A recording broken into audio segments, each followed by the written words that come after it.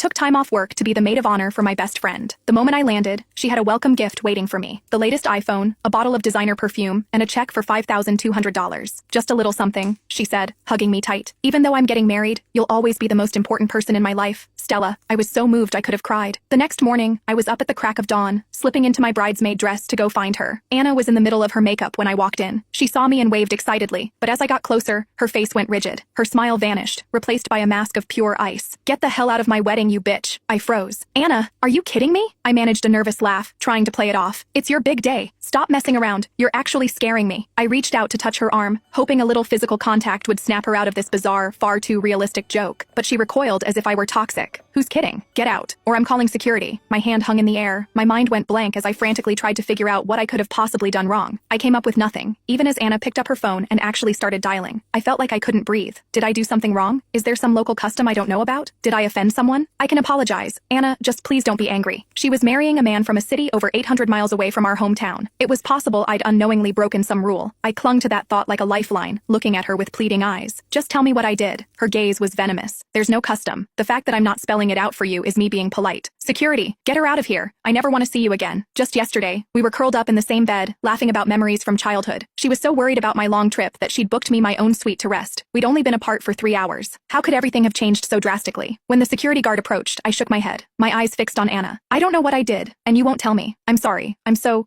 sorry. But today is the most important day of your life. Please don't kick me out. I'm your only bridesmaid. If I go, what will you do? The words were barely out of my mouth before Anna lunged forward and yanked at the bodice of my dress. Take it off. She shoved her makeup artist forward. Any woman can do this job. I don't need you. Stella, get the hell out. I don't have time for your drama. My makeup isn't even done. You're going to ruin my entire wedding, you bitch. I clutched at the fabric to keep myself from being exposed, the word bitch draining all the strength from my body. I looked at her, defeated, and pulled the handcrafted fan I'd stayed up for nights making from my bag. I placed it gently on the table. I wish you a happy marriage, I said, my voice hollow. I'll return the dress to you shortly. Anna snatched the fan. For a fleeting second, I thought it was a sign of a truce. I worked on that for so long, I said quickly. I even burned my fingers. It's just the style you love. The next second, she smashed it on the floor right in front of me, the delicate frame splintering into pieces. She pointed a trembling finger at the door. Get out. Back in my room, I took off the dress and sent Anna a text. I'm still at the hotel. If you need anything, just call me. A red exclamation mark appeared. The message failed to send. She had blocked me. I fell onto the bed, utterly defeated, the why screaming in my mind. But the only answer that came was a knock on the door. It was security, sent by Anna to escort me off the premises. I dragged my luggage through the lobby, past the large, smiling photo of the happy couple, and stood shivering in the cold wind. I had to know. Even if it was the end, I deserved to know why. I called the groom. The phone connected. The man who had been nothing but polite and charming to me before, suddenly spat venom. You have the nerve to call me? Anna has the worst luck, having a slut like you for a friend. Get lost. That one word, slut, was like a